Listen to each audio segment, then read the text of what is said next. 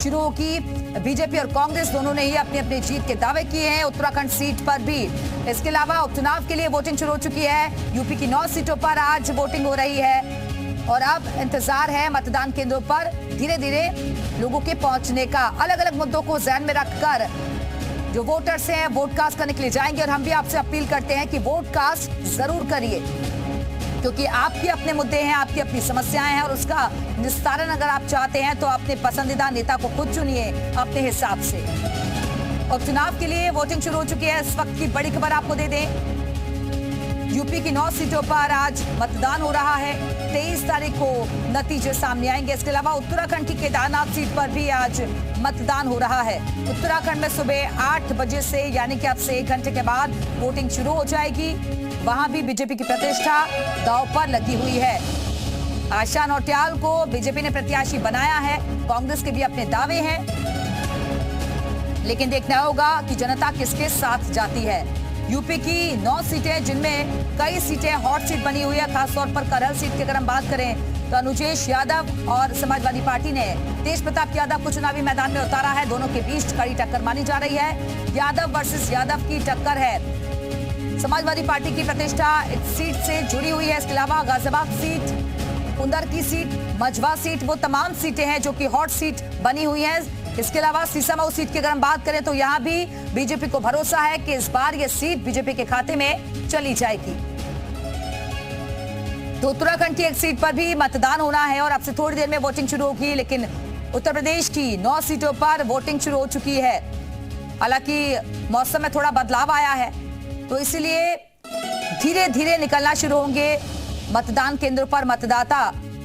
सुबह सुबह का वक्त है, ठंड भी है, तो इसलिए थोड़ी देरी भी हो सकती है। मॉक पोल कर लिया गया है, सुरक्षा के मद्देनजर तमाम इंतजाम किए गए हैं। उपचुनाव के लिए वोटिंग शुरू हो चुकी है।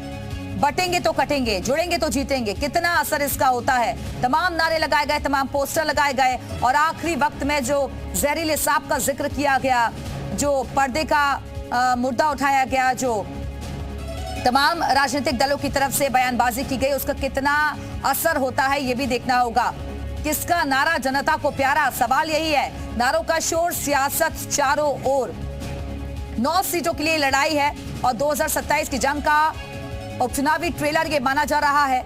उपचुनाव की जंग कौन करेगा दंग, सवाल यही है। 2027 के सेमीफाइनल के तौर पर इस चुनाव को माना जा रहा है। हालांकि गठबंधन की बातें समाजवादी पार्टी, कांग्रेस की तरफ से जरूर कही गई, लेकिन ऐसा गठबंधन इस चुनाव में नजर नहीं आया। उपचुनाव में कांग्रेस पार्टी पीछे पीछे रही, बल्कि मंच पर जो समाजवादी पार्टी के नेता थे उन्होंने बढ़ चढ़कर प्रचार किया, लेकिन कांग्रेस का वैसा प्रचार इस उपचुनाव में नजर नहीं आया।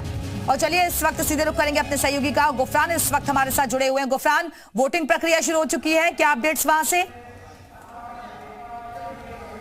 बिल्कुल, देखिए हम इस वक्त फूलपुर में हैं। फूलपुर विधानसभा में वोटिंग की जो प्रक्रिया है वो शुरू हो गई है। सीधे तस्वीरें हम दिखाने की कोशिश कर रहे हैं। यहाँ पर तमाम जो मतदाता हैं वो मतदान केंद्र पर पहुंचे हैं, अपने मताधिकार का प्रयोग कर रहे हैं। और फूलपुर विधानसभा हॉट सीट के तौर पर जानी जा रही है, क्योंकि डिप्टी सीएम केशव प्रसाद मौर्य की प्रतिष्ठा यहाँ पर दांव लगी है। खुद सीएम योगी 3 बार यहाँ पर रैलियां, जनसभाओं को संबोधित करने पहुंचे थे। ऐसे में ये तस्वीरें जो हैं वो हम सुबह की दिखाने की कोशिश कर रहे हैं। पहले मतदाता के तौर पर यहां पर मतदाता जो हैं वो पहुंचे हैं, अपने मताधिकार का जो है प्रयोग कर रहे हैं। हालांकि सुबह का वक्त है, यही वजह है कि जो संख्या है वो बहुत कम है, लेकिन जिस तरीके से समय बीतेगा वैसे यहां पर भीड़ भी दिखाई दे सकती है, क्योंकि ये एक बड़ा इलाका है। यहां पर 4 लाख से ज्यादा जो मतदाता हैं वो अपने मतों का प्रयोग करेंगे। और एक तस्वीर ये भी है, सुरक्षा के लिहाज से तमाम जो पुलिसकर्मी हैं उनकी तैनाती है। CISF के जवान जो हैं उनको भी यहाँ पर तैनात किया गया है किसी भी आपात स्थिति से निपटने के लिहाज से। दूसरी तरफ एक तस्वीर ये जरूर दिखाने की कोशिश करिएगा बाबूलाल भाई, यहाँ पर जो मतदाता हैं वो पहुंचे हैं, लाइनें लगा करके अपने मताधिकार का प्रयोग कर रहे हैं। कुछ लोग हैं, उनसे बातचीत करने की कोशिश करेंगे। ये बताएं, आप भी मतदान के लिए आए हैं? ये और लोग हैं, ये बताएं आप लोग क्या काम कर रहे हैं यहाँ पे? एजेंट के लिए, एजेंट के तौर पे हैं। किसके लिए काम कर रहे हैं यहाँ पे? बसपा के लिए, बीएसपी के लिए। देखिए ये पोलिंग एजेंट हैं, ये अलग अलग पार्टियों के लिए काम कर रहे हैं। और दूसरी तरफ जो मतदाता हैं वो अपनी लाइनों में लग चुके हैं और अपने मताधिकार का प्रयोग कर रहे हैं। दरअसल कुछ बंदिशें हैं, इसलिए अभी वहां तक जाना हमारे लिए उचित नहीं है। लेकिन जैसे ही मतदाता अपने मत का प्रयोग करके बाहर निकलेंगे तो उनसे जरूर जानने की कोशिश करेंगे कि यहाँ उन्होंने किस मुद्दों पर वोटिंग की और क्या उनके मन में चीजें रही हैं। तो सीधे तौर पर फूलपुर विधानसभा में कहें तो मतदान जो है वो शुरू हो चुका है और यहाँ पर बीजेपी से लेकर के सपा दो जो प्रत्याशी हैं इन्हीं के बीच मुख्य मुकाबला माना जा रहा है। बीजेपी ने भी तमाम जो दावे हैं, तमाम जो लोकतंत्र की खूबसूरती कहते हैं। जो तस्वीरें इस वक्त नजर आ रही हैं, गुफराना बने रहेगा, वापस आएंगे आपके पास। और इस वक्त मयूर के पास चलते हैं। मयूर भी हमारे साथ जुड़े हुए। मयूर, वहां से क्या अपडेट्स आपके पास? क्या मतदाताओं के पहुंचने का सिलसिला शुरू हो चुका है? नगर की कटहरी में इस वक्त काफी अहम सीट ये मानी जा रही है। भारतीय जनता पार्टी और समाजवादी पार्टी के बीच सीधी टक्कर यहां पर देखने को मिल रही है। लेकिन फिलहाल जिस मतदान केंद्र पर इस वक्त हम मौजूद हैं, 2-4 लोग ही अंदर अभी वोट डालने के लिए पहुंचे हुए हैं। सुबह 7 बजे से वोटिंग की शुरुआत हुई है, शाम को 5 पूरा सिलसिला जो है वो कुछ लोग वोट डालकर शायद बाहर से हम बात करने का प्रयास करेंगे। आदर्श मतदान केंद्र बनाया गया है, जनता इंटर कॉलेज है ये अंबेडकर नगर का, अकबरपुर में। देखिए बाबूजी वोट डाल के निकले हैं। सर, सबसे पहले मुझे लग रहा है आपने वोट डाल दिया आज। पहला वोट हमारा। पहला वोट आपको पड़ा है। क्या माहौल नजर आ रहा है? बहुत बहुत सुंदर, बहुत सारी व्यवस्थाएं सब।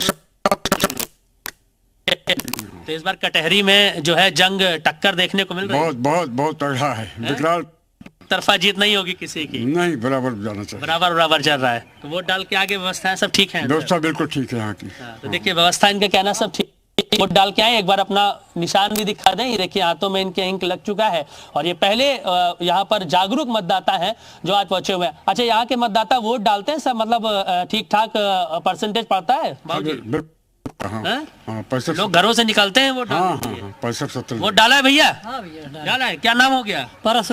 परशुराम जी, क्या माहौल है अंदर? अंदर बढ़िया साहब चल रहा है। हाँ साहब चल। जाके सबसे कहोगे जल्दी जाओ वोट डालो सब? हाँ, घर वोट डालना जरूरी सब है। कहेंगे सवेरे जाके वोट डाल के भाग के आओ। भीड़ नहीं है अभी। और ठंड भी काफी हो रही है। हाँ, ठंड भी काफी हो रही है और जाके जल्दी डाल के आओ।